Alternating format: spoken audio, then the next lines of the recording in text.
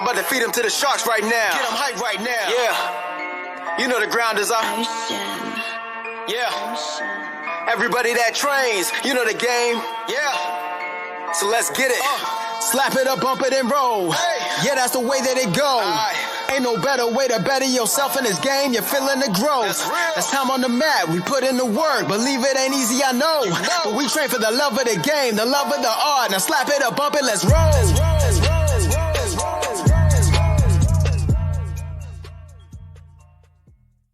Welcome to this episode of the BJJ Campaign podcast. My name is Jeff Boone. I'm an A3 purple belt. Phil Coors, A2 purple belt. Philly. What's up? It's been a while.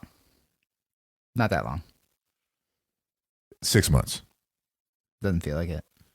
It's a hiatus, folks. It was a hiatus. We needed a break for creative differences that we had during that time off. It's true. It's not really true. I didn't want to talk about Gordon Ryan anymore. Oh, we're talking about Gordon Ryan. Oh, I know. That's the first That's why thing. we're back. That's the first thing on the list. He's back, baby.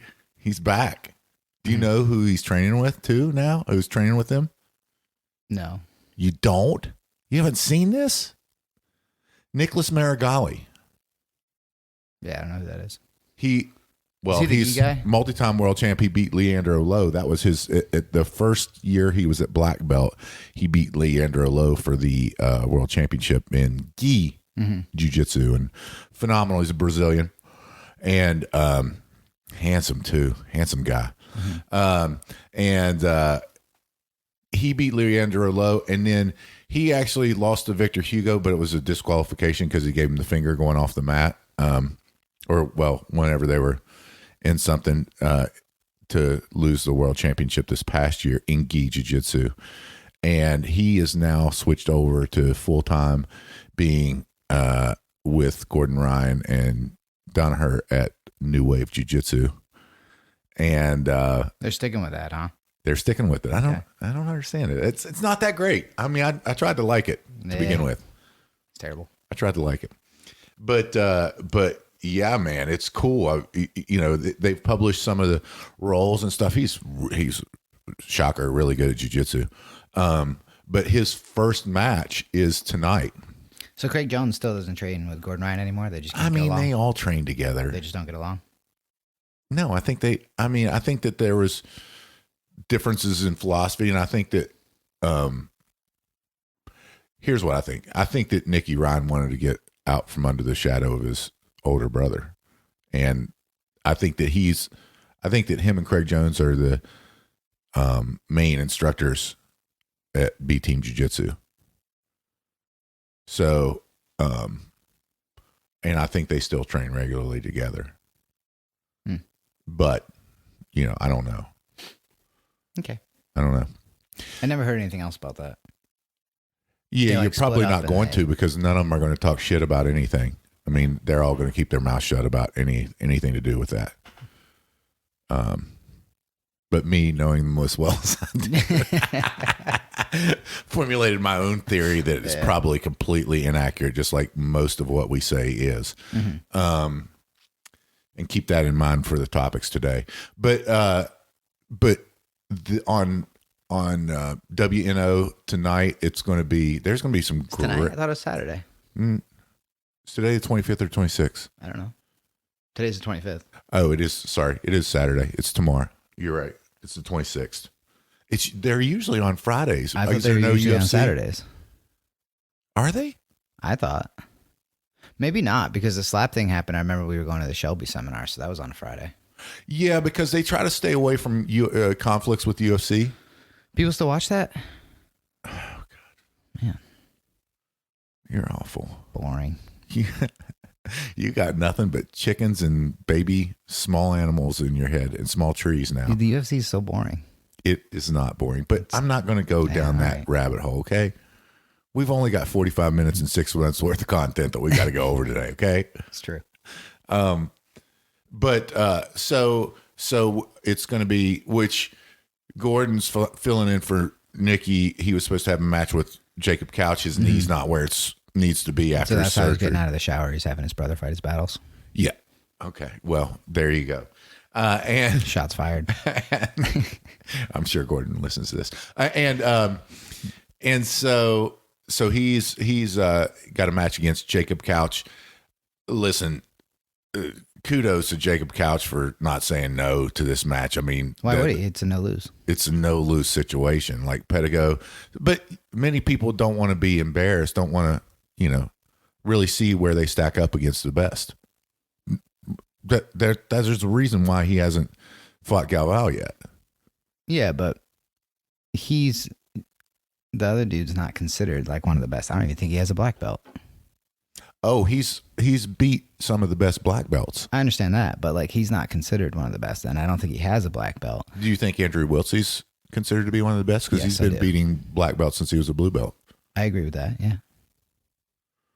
Okay, well, I think Jacob Couch is along that same trajectory. I just don't think he's where Wiltsey is right now. Proving my point that he has nothing to lose.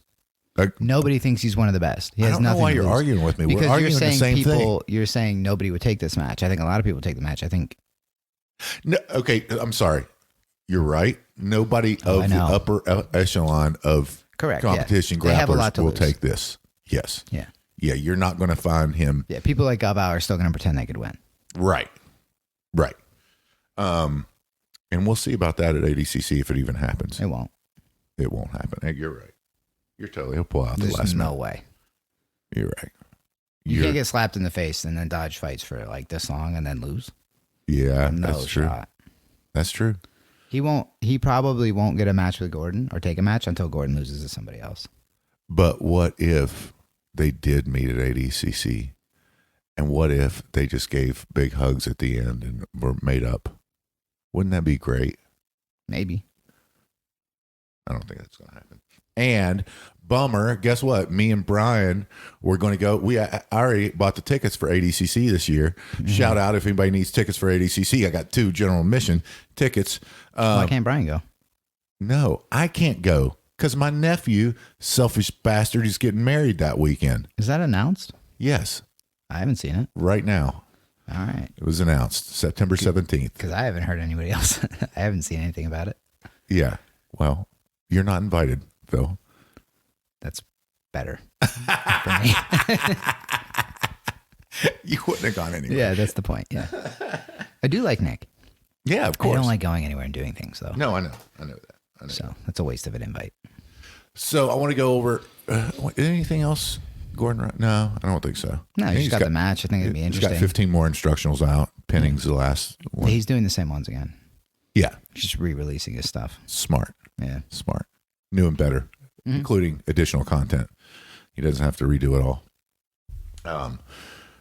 The other thing that I'm pretty excited about is I saw it on Instagram on Hollywood Mike's Instagram feed that they're doing they do WNO, who's number one, and now they're doing WNX, and it's going to be like an Ultimate Fighter, but for up and coming jiu-jitsu people. So they've got, I think, a 32-man bracket that they're starting out with. So the first day, and the format is beautiful. No gi, submission only, no time limit. Mm-hmm. So the likes of the jiu-jitsu giant of J-Rod, who's Nicky Rod's little brother, I like how he went his own way with the nickname. Yeah, exactly. Sultan of Strangles is going to be in it. Who's that? It's his Instagram handle's Cool Rack. Good guy. He's under Danaher, but has a school, Immortals Jiu-Jitsu, up in I think New Jersey. I'm not sure. Maybe not New Jersey. Maybe New York somewhere. Mm-hmm. I can't remember. But he still goes down and trains with him all the time. But he's going to be in it. There's just a huge number of, anybody that you've seen that's up and coming is going to be on this 32-man bracket. 16 are eliminated the first day. So that's going to be cool. I'm pretty excited about watching that. Mm-hmm. I hadn't heard about that. Yeah, they just announced it, I think, yesterday. Yeah. Did you sign up? I'm waiting for Who's Old. Oh, that's, okay. Right. That's what I'm waiting for. That's good. Not Who's Next, Who's Old. So we had Who was? what's that? Who was? Who was? No, I never was. Who never can be. But thanks to shout out to Marshall for prompting us to get back on the wagon, and he sent us something that he wanted as topic for discussion, which I think many people are interested in, and which, by the way, as with anything, I know nothing about belts or giving them or what it takes, other than what I've heard and talked to other people about. Oh man, I meant to get a clip from that James Clearman where he was talking about his 3 pillars of promotion. 5. I mean, was it 5? Mm-hmm. 5 pillars. See, there you go. See, I told you I know nothing. There's at least 5. Was it? It's 5 or 6. Time, competition, technicality. That's the 3 I remember. Yeah. I don't know. We'll go back and revisit it. I don't know what podcast number it was, but There's Don't Be a Douchebag on there too. yeah, well, yeah. That was the last one. I'm pretty sure you had 5 and the douchebag one was 6. Was it? Okay. I think, You're probably right. but it may have been 5. You have to call him and ask. Oh, that'd be a good excuse to call him. Speaking of which, Laborio is going to be at Origin Camp this year. I know. You told me. I'm excited. Me too. He was my favorite instructor last year. He was awesome. Did you see pictures of him when he was young? Yeah, he was like super jacked and stuff. Yeah. Jacked. He had that jawline of an actor. Incredible. Why does he cover that up with that beard? Might not be there that way anymore. Oh, I'm sure it is. Think so? You don't lose that. You don't lose that. I digress. Anyway, so for obvious reasons, since I've had my purple belt 6 months, you've had yours 9 months. We're only going to go through purple belt, what it means to us, to what we see, like whenever there's progression. Obviously, some people are with progression. It's less structured than others, and that's up to the person promoting, right? I mean, that's not what you're looking at me like I got 2 heads. No? I was just saying where you're going with it. I don't know what you're saying. Well, I mean, in other words, every belt test, some people do stripe tests, belt test, stripe test, and I think it tends to be, I thought it was interesting. It was on a thread, God, maybe a couple of years ago, where Mark Kukro, one of the professors here in Harrisburg, he was saying, he's got, I don't know, 600-700 people in his school. So he was saying, if you have kind of a fair rule of thumb is if you have under 50 students, then yeah, you can know intimately the progress that they're making very well. But if you have that many students, you really have to test to keep the standards up. And he's a Pedro Sauer affiliate. But so I thought that was interesting. And I think they tested every belt level. I don't know if they tested stripes or not. I'll have to stare at that, but yeah, at every belt level. And, so for every, that might be the criteria. And, if that's the way your academy operates and that's the system you follow within, that's what's going to go on. But whenever I think of it, starting out with white belt, well, let me hear you, Phil. What do you think? What do you think you should do at white belt? What do you think makes a good white belt?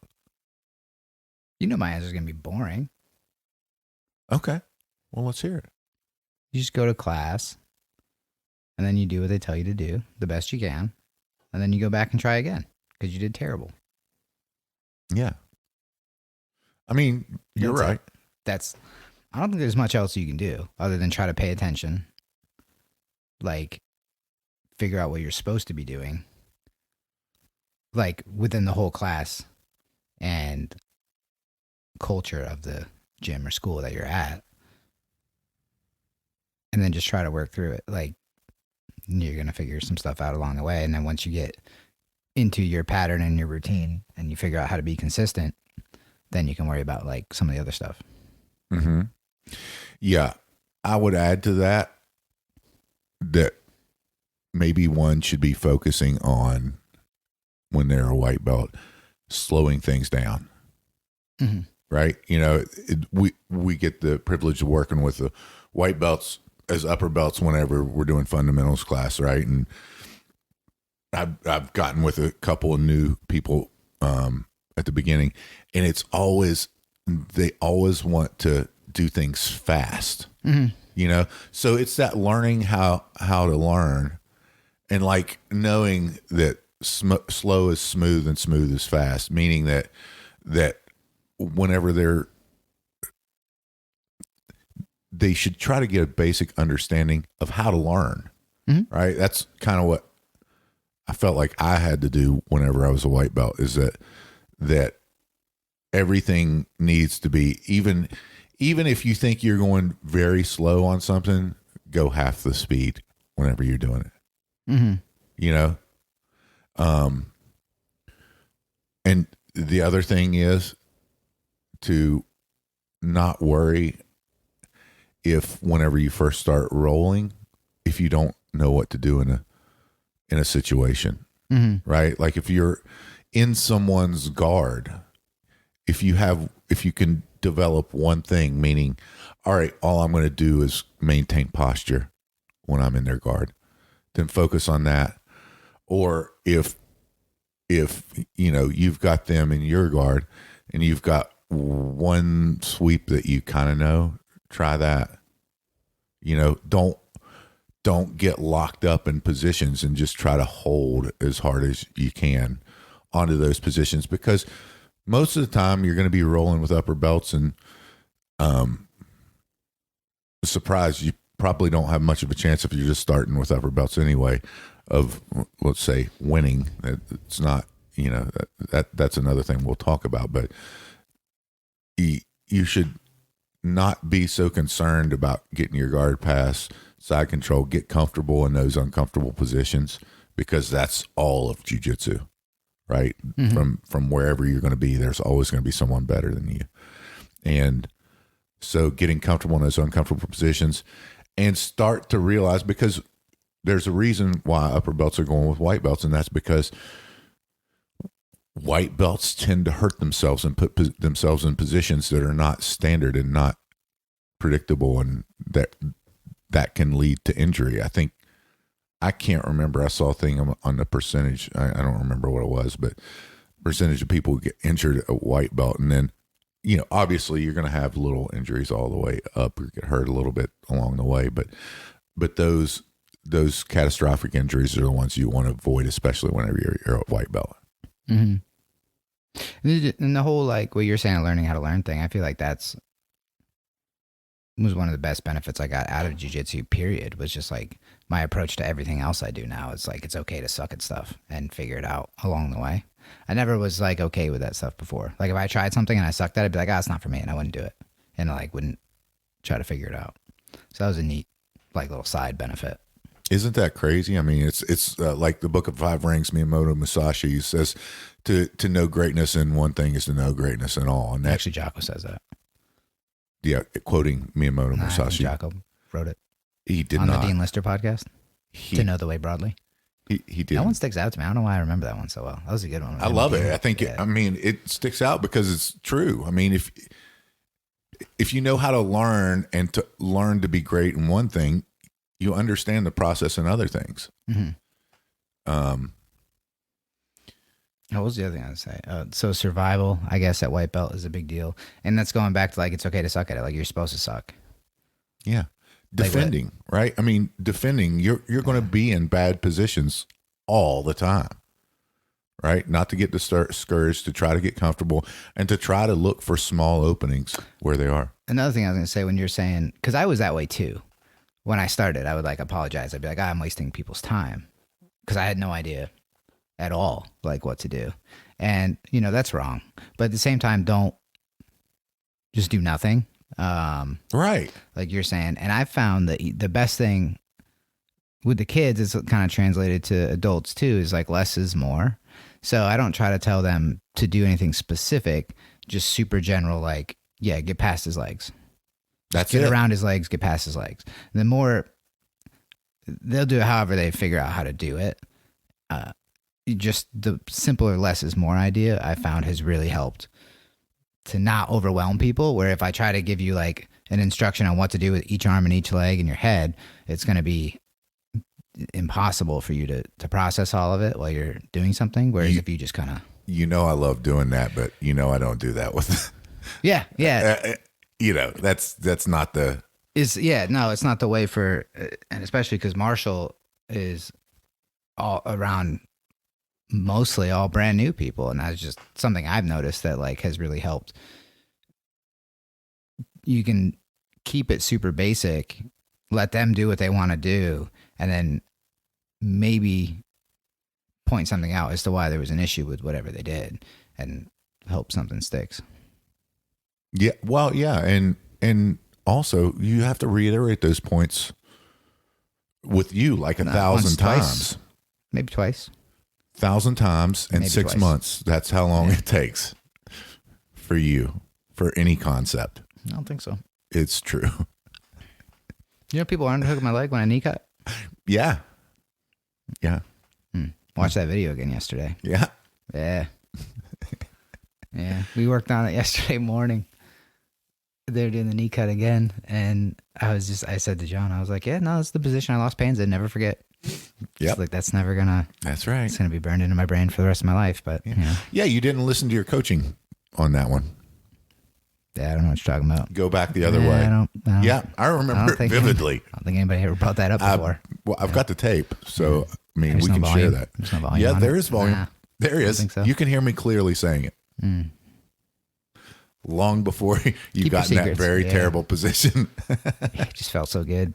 Just felt like the right choice. But yes,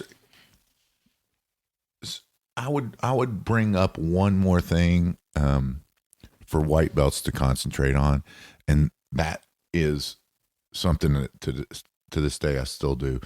In warm-ups, don't let that time be wasted, because those basic moves, usually whenever somebody's doing warm-ups, it's either hip escapes, bridging, something like that, but there's always technical stuff that you can get better at in those basic motions. And I didn't realize, even though I was always diligent about trying to be better and improve at that, I didn't do it with a goal in mind of it's going to make me a lot better down the line. Your hip, Immediately. and immediately. Yeah. Yeah, you're right. Yeah, because your hip escape, getting out from side control or defending guard passing, your hip escape is your last resort. Well, not your last resort, but for guard passing, yeah, probably your last resort. But for creating space in order to get your guard back, I mean, it's so important. It's so important to be technically correct in doing those motions and movements, the basic movements of jiu-jitsu. So that's something I would say if you're a white belt and you're looking at focusing on something, focus on those warm-ups, man, whenever you're doing them. Because guess what? Whenever I first started, I couldn't even get through the warm-ups. Dude, could you imagine if when we started this podcast, somebody told you to focus on the warm-ups? Like what your answer would have been?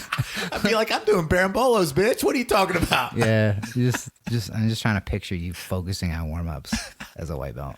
I focus on them more now than I did then, honestly. Yeah. And that makes perfect sense. And I feel like that's something Ryan would tell you. Oh, I'm sure he told me 100 times that. Yeah, I mean, It's just funny to hear you say that. And then, I didn't listen to him. And then to think about back like a couple of years ago when we started this. Yeah. Had somebody said that to you, you'd be like, whatever, dude. yeah, not interested. Yeah. Well, you know what? We may be totally wrong. I might be totally wrong on that. I don't know. I don't think so. I don't think so. No, you're not. Yeah. I don't think anything we do every day is accidental. No. No. I'm not saying I focus on them, Yeah. really, but just thinking about like that idea is funny. No, you're totally right, Phil. Yeah. So anyway, anything else with white belt? Anything else you can think of? Points that you want to take I'll away? figure out a schedule. Be consistent. Understand you're supposed to suck. Go slow. Don't hurt yourself. Don't hurt other people. And figure out how to survive. I'll put one more on that, and that is to keep a positive attitude whenever you're learning, right? But don't get discouraged. Like Jesus, You're supposed to suck. That half guard pin escape, there's like 7 steps to that, right? You know, and whenever I remember first learning, that's air quotes, learning that, I had no fucking clue what was going on. No, there's certain ones that like the push sweep, that didn't make sense to me for a long time. Now it's one of my favorites. Push sweep? Mm-hmm. That was one I loved. No, because I couldn't pull my right leg in. Like I didn't understand how to like trap and retract the other heel. Yeah. So like I just had a really hard time moving anybody with that. Mm-hmm. And the same with that like muscle sweep or whatever when they stand up and like I don't understand the motion. I'm terrible.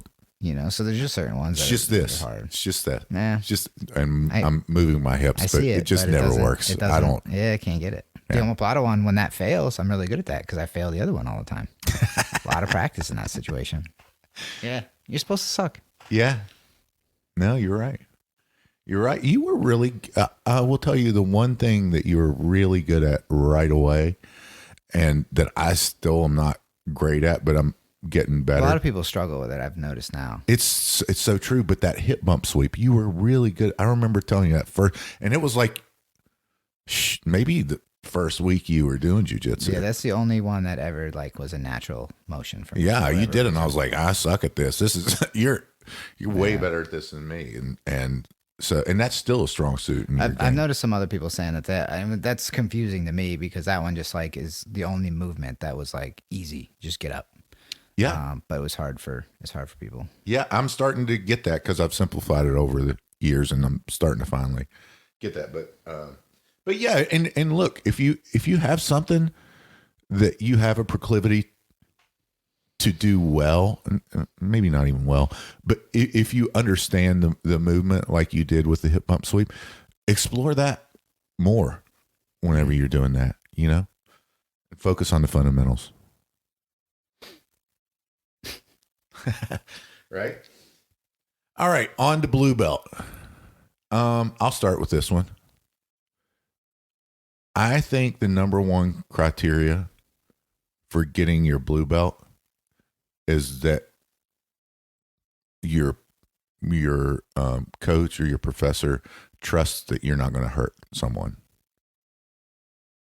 I may be totally wrong. I think that that's one of the biggest criteria for blue belt. Maybe, yeah. Never really like thought about that. Really? Yeah. Because think about it. Because blue belts and up work with white belts. Do you think they want to promote someone that's going to hurt that white belt or not have figured out, how to kind of train? I mean, that makes sense. But I feel like that's not. I'm not saying it's the only thing. I think I'm you not. said it was number one. In my opinion, yeah. Whenever a coach or professor promotes someone to blue belt, I think that they believe that they're past the point of that white belt where you can accidentally hurt someone. I'm not disagreeing with you. Okay. But I'm also not saying I don't see how that's number one. It might not be number one. I mean, I'm making this stuff as I go along, Yeah. Well, you said number one. That's kind of like. Whenever I that is one that I really thought about because you see it in the promotions. You kind of see once wild people calm down, they get their blue belt. Is that a coincidence? Maybe. Yeah. Maybe it's a coincidence. I mean, I see what you're saying. I think that's because nobody wants to hurt anybody. Most people don't want to hurt anybody. I'm not saying that they're doing. There's never an intent to hurt someone. I feel like it's a side. I don't think it is of learning other things, getting confidence in the other bad spots that you improve on not hurting other people. I think that's a confidence thing. Okay. I mean, I'll buy it. I respect your input on it. Well, that's John's opinion. That's what John said. It makes a lot of sense to me. So like, it's a confidence thing in the other shitty positions that, and even like with submissions, like when do you not hurt people is like when I trust that I have an armbar, I'm not going to like slam it on. Like I have the armbar. So it's like more of a confidence thing. So maybe, I don't know. It's kind of like a chicken egg thing with what you're saying. But I see what you're saying. I don't think it's wrong. Yeah, and again, maybe I overstated. I am. Well, I just like to disagree with everything you say. I get it. It makes it fun. It makes it more fun for me too. But it makes sense because that's, I mean, obviously important because nobody wants to train with somebody who's gonna. Even if I think you might hurt me, I have no interest. There's just too many people who won't. Right. And have the right attitude. I have no interest in like fighting all the time. Yeah. Yeah. Agree. Yeah. So are you saying the question is like, what should a blue belt be doing, or like, what do you need to do to get a blue belt? What's your question? Oh no, I don't care about that. No, we're just talking about the different belt levels. I don't have any. I don't have any interest in talking about how to get promoted. That's a silly thing to even think about. Yeah, right. Because I don't care about that. Yeah. So like, what I did at blue belt was just pick something, and it was guard passing. Mm-hmm. And I guess back attacks were the two things that I really hammered on pretty much the whole time. It was like a knee cut pass and back attacks was like white belt for me was all survival and like close guard and just don't let him out of the close guard because I'm going to die. And blue belt was, all right, I'm going to be out of the close guard sometimes. I need to learn how to get up off my back and try to pass the guard. And if I can pass the guard, I don't like side control. I didn't really like mount at that point. I want to get to the back. What's the best position in jiu-jitsu? The back. Yeah, when you can't hit them the back. Yeah, right. So that's where I wanted to be. And that was what I pretty much start to finish was always focusing on and still am. Yeah. But that was my primary. I mean, I just talked about this the other day. I spent countless hours with Joey. Like I never switched. Like I wouldn't play guard. He would just be in the guard and I would be trying to pass unsuccessfully for years. Yes. And then we would work on back stuff. Yeah. And that's, in my opinion, all you can do is try to find something that you want to focus on and try to get good at something.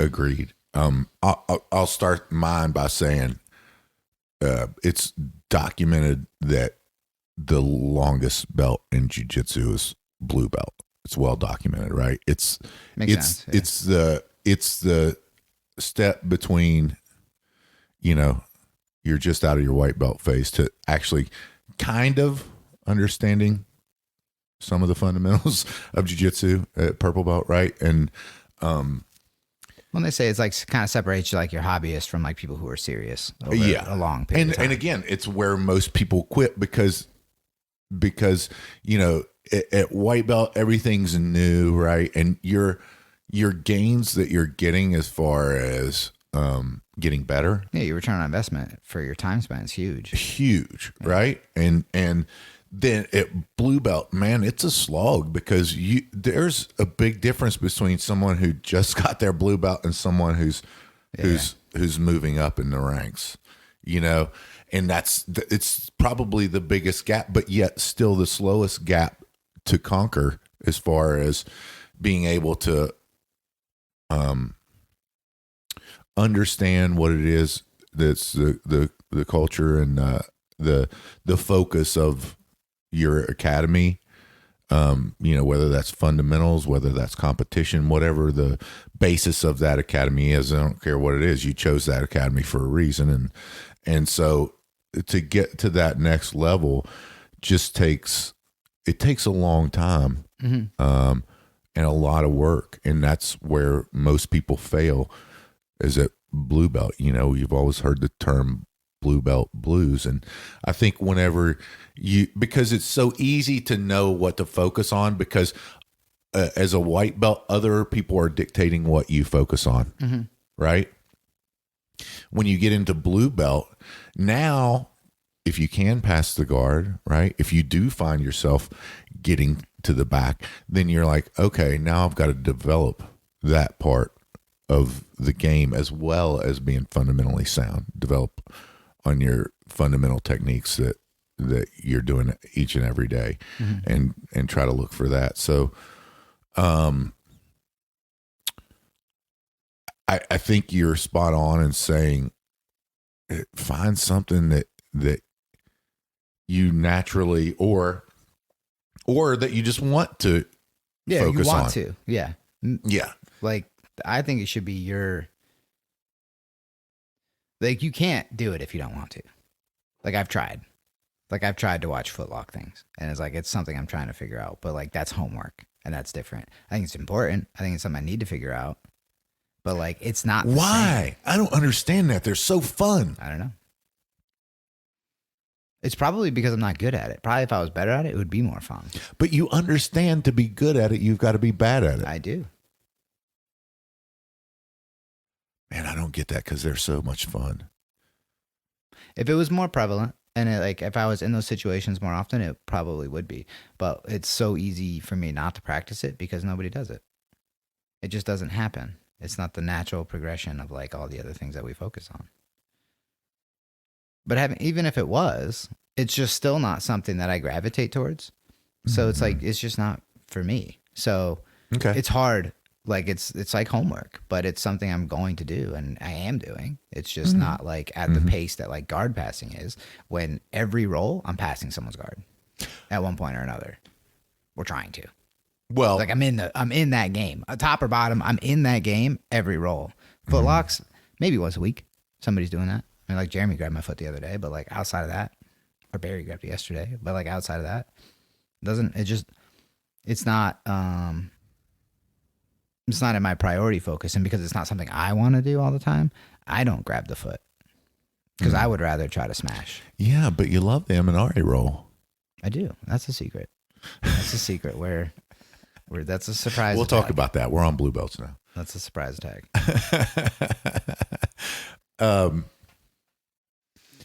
Yeah, blue belt's a long road. Honestly, I had a lot of fun at blue belt. I think it was. I think that was a lot of fun, and I think everybody gets that, whatever part of that blue belt blues is, in that you feel like you're stagnant, and that you may not be improving at as fast a pace, and you're right, because you're not. But that's where you make those incremental gains of what gets you over that hump and gets you really better. Yeah, it's just, and that's why I'm saying have it be something fun, because the rest of it can be frustrating and boring. So like, if I was frustrated and bored and losing and trying to do like homework at the same time, basically, like, I'm just not going to do it, and nobody else is either. So that's why I'm saying, like, I enjoyed passing. I enjoyed the back attacks, and it's like, that's where I did. So I didn't always pass people's guard or get to their back. It was rare, but when I did, I would have success. So it's like, without that, I wouldn't care to do it. So you just, whatever you think is fun. If you like playing guard, if you like passing guard, if you like takedowns, if you like the back, if you like half guard, just whatever you think is fun, play with it. Agreed. You know, one of the things that helped me get over that, like, stagnation, was to really think about it and to write it down. I still have them. I haven't looked at them in years, but the mental maps of the different positions, right? And okay, I'm starting in closed guard. Here's three things, and it's that little tree that goes down and say, all right, so first I'm going to try to get the elbow, then I'm going to try to hip out and trap their arm, then I'm going to try to either get to the back or technical mount, depending on which way they go. You know, the progression of things, just for me, to have a map that I actually wrote down made me think about it more, you know, and made me think about, oh, okay, well, if I do that, then I have to set that up, or I have to be a little more sound here. So, each position, whether you're defending or attacking, to have actually written down the progression of what your happy road is, or even something that is an alternative off of that if it fails. Did you ever see that, the stuff that I did? No, not that you wrote. Yeah. I've seen different thoughts. It was a good exercise. I've seen like people writing it all out. To me, that's a lot to think about. Well, that's the point, Mm-hmm. is that write it out. You may not, well, you're still going to put a lot of thought into it, but write it out and then look at it and be like, oh, that probably doesn't make that much sense to do that, Yeah. So that when you see it down on paper or something like that. And something that we didn't hit on, and that is that, throughout this entire process, whether you're a white belt, blue belt, purple, brown, black, doesn't matter, it's super helpful to have a journal, right? Take notes all the way through, because you'll look back on them and actually laugh at them, down the road. And you can add on to those notes, take away from them, change them up if you had a misunderstanding, or conceptualize those types of things. And what I use is an app. It's called My BJJ Notes. And some people like to put it down on paper. For me, it's just easier to use the phone. And I don't journal nearly as much as I used to. I tend to do the journaling after like a seminar now, because the fundamental stuff I've added to over the last 5 years, and just kind of refined what I think the points are on what John's trying to teach as far as fundamentals go. And then the other stuff, it's just more conceptual, and the seminars like we have coming up with Professor Steve Hall, I always take notes on those, because it's always a simple but really something that you can implement into your game right away. Mm-hmm. You have any of your old notes? Take notes. Yeah, you do. I haven't in a long time. Well, I mean, I haven't in a long time, other than the seminars. And, like I said, the first 3 years I was refining the fundamentals stuff all the time.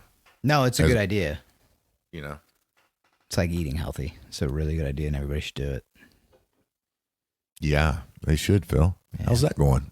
Pretty good overall. Yeah. Oh, we should talk about you're getting jacked now. You and Michael on the weight training program. We can't strain too much from the topic. We're on a time constraint. Okay, all right. We're on a time constraint. I got open mat in 30 minutes.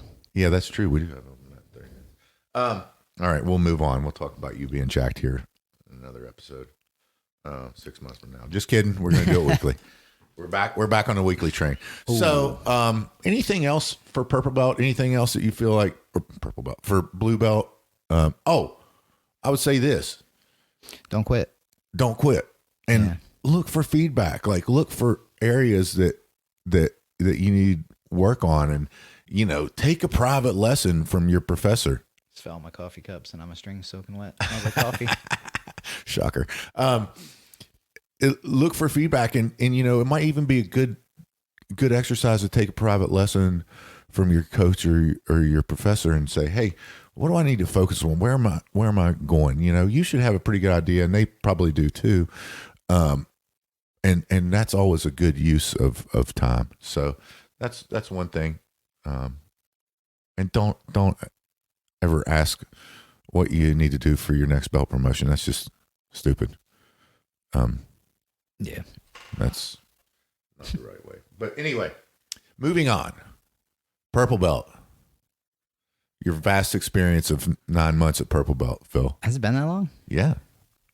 That's crazy. I know. Yeah, I just try to fix the things that I suck at. So like Everything? takedowns and foot locks and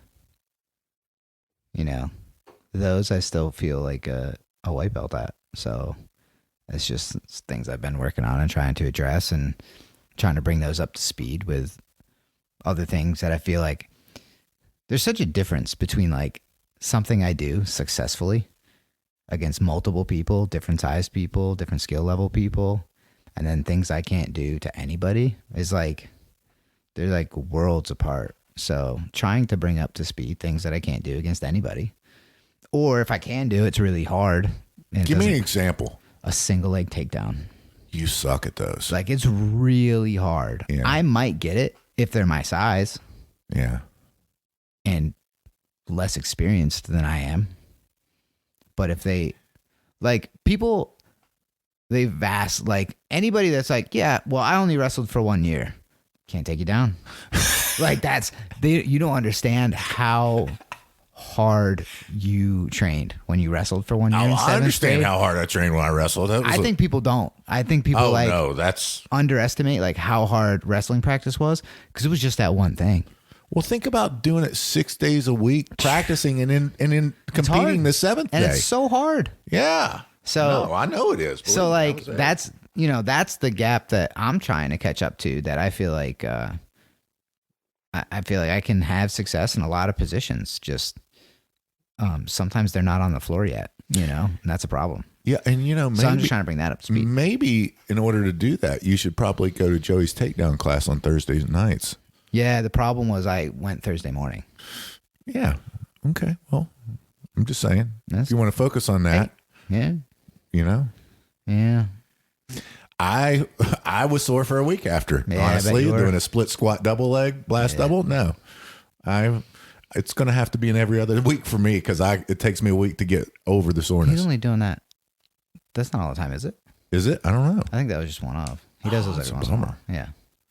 Okay, maybe if he does it once a month, that'd be great. I've asked for a wrestling class before. That'd now, be great. having said that, I may not always show up because they're You hard. son of a... that's why I don't ask too often. It is hard. It's hard. We did like the equivalent of 1,000 lunges in that class. Yeah, it was terrible. So, yeah, I don't know. That's like that's what I'm doing, is just trying to fix things that I think I'm a white belt at. And I've said this since the beginning, like when you bring up footlocks and things like that. Competing was important to me. Footlocks were illegal. That wasn't my problem, wasn't my priority, wasn't my concern. Yeah. Like now as they become legal and as it becomes something that I haven't focused on, like, and you've said it since we started. If you don't do it now, you're still gonna be a white belt. Since we were white belts, I've been working on it. Yeah. No, I mean the thing you've always said wherever you heard it was, if you wait till brown belt to work on footlocks because they're illegal, you'll be a white belt when you're a brown belt, and that's gonna be a problem. Mm-hmm. And now it's a problem. So you know, it's one of the things that I try to address a little bit, because I'm, a lot of it's ignorance is just, and lack of experience. I don't spend a lot of time in the position, so I don't always have the best ideas on how to deal with them. Mm-hmm. Or again, going back to the confidence of like how to deal with it, how to get out of it, how to survive it. Mm-hmm. So I have to. Plus, you've got really tender feet. They suck. That's one thing for me is the only thing that's flexible in my entire body are my feet and ankles. Yeah. Like it's an anomaly. Well, my hamstrings are super tight. Yes. Like notoriously every doctor that's ever looked at them has been like, what is wrong with you? Yeah. And my ankles are like, they just pop off of like accidental toe holds. They'll pop and I can't walk right for months. And then like the only thing I'm not sure about that I don't really have problems with is my knees. Yeah. But it's like, I don't even want to find out. Like that I don't have. You should do the knees over toes guy stuff. look at it. The tip of your toe, that would probably help with all of that. I'm working on that. Okay, good. I've got a little drag that you can do the backwards weighted walks with. It's pretty cool. Okay, I don't know what you're talking about, but yeah. We'll digress. But yeah, that's what my purple belt experience has been, and that's what it's going to continue to be, is just try to fill in the gaps so that I can feel... have it like every position on the ground. I may not like it or excel at it against anybody, but I have an idea what I want to do. Like half guard, I have an idea what I want to do. I don't like being there, but yeah, your half guards. Yeah. Mm-hmm. Mine's Barambolos, Imanari rolls, flying arm bars and triangles. That's what I'm working on. I'm just kidding. I'm not working on any of those. Imanari rolls, but no, I think you kind of hit the nail on the head, and I've been going back to it too, because I suck at closed guard. Like my closed guard is non-existent. My closed guard, you know what it consists of? opening my guard. That's my closed guard. Mm-hmm. You know, and then going to seated guard. And, you know, so I'm trying to address that. It's like you say, trying to address the gaps in your game while trying to expand upon interesting things, right? Trying to gain a level of technical expertise in something you're interested in. For me, you know, it is footlocks. I enjoy it. I think that, I think it's fun to train them. I think it's easy to do safely. And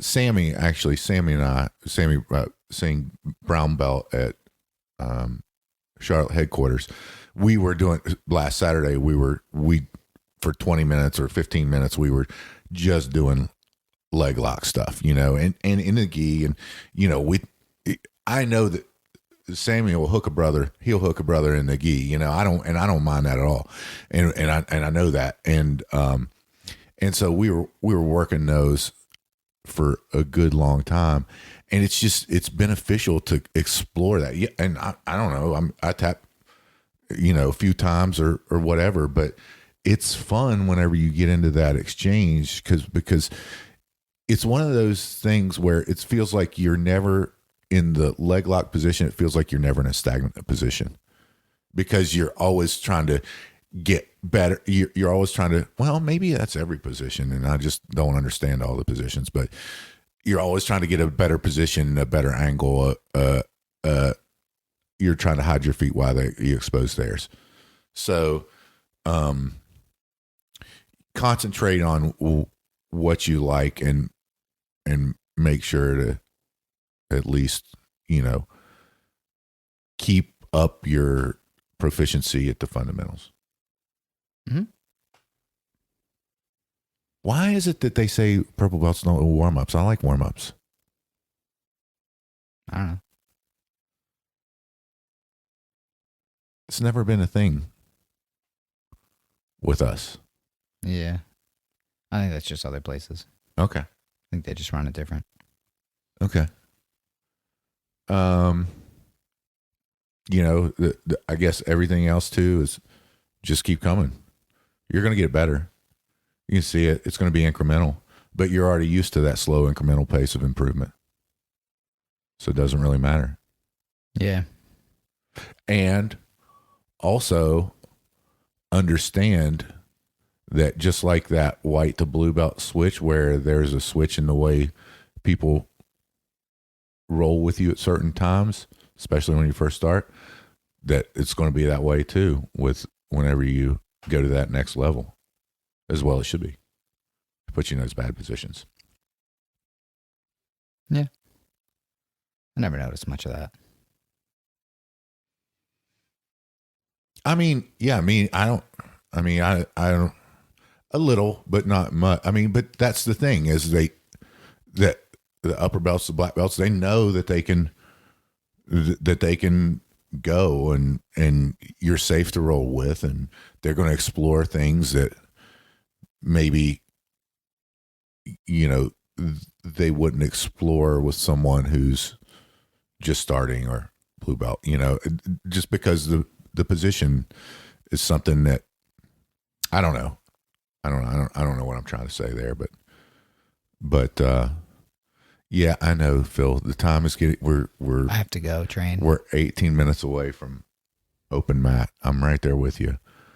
But this was an important one. It was, thanks to Marshall for suggesting we did it. I don't know how accurately word anything. I'm sure maybe 10% correct. So take it for what it is. Yeah. Right.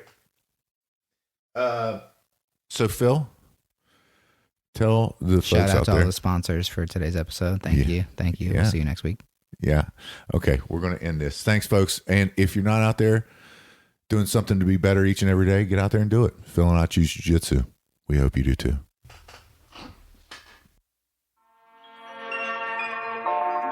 I'm about to feed him to the sharks right now. Get him hype right now. Yeah. You know the ground is up. Yeah. Everybody that trains, you know the game. Yeah. So let's get it. Slap it up, bump it, and roll. Yeah, that's the way that it go. Ain't no better way to better yourself in this game. You're feeling the growth. That's time on the mat. We put in the work. Believe it ain't easy, I know. But we train for the love of the game, the love of the art. Now slap it up, bump it, let's roll.